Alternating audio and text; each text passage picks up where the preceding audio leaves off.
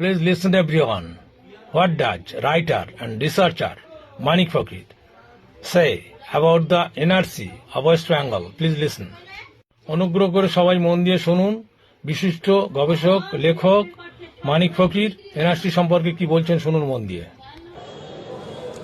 এবার 2002 কখনোই cut off date নয়, কাট অফ ডেট 1952। 2002 বলে যাতে মানুষ একত্রিত না হয় তার জন্য এটা বলল।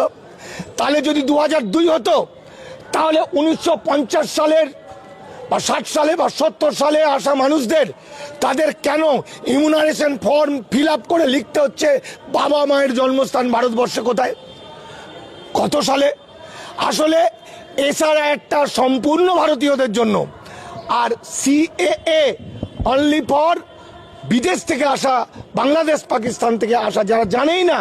আর এই যে 11-12টা ডকুমেন্টের কথা বলছে, যারা বাইরে থেকে দেশভাগের বলি হয়ে এসছেন তারা 12টা কেন 1200 ডকুমেন্ট দিলেও সবটাই বেনাগরিক প্রমাণ হবে, যাতে মানুষ তাড়াতাড়ি কাগজ জমা দেয়, তার জন্য মিথ্যা করে এগুলো বলা হয়েছে।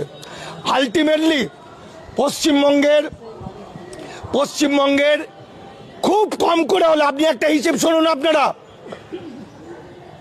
খাতায় কলমে পশ্চিমবঙ্গে ভোট দিতে পারে 7,64,00,000, কিন্তু আমরা জানি জ্যোতিবাবুর সময় থেকে শুনছি 10 কোটি মানুষ বাস করে, আজকে সেটা 12 কোটি।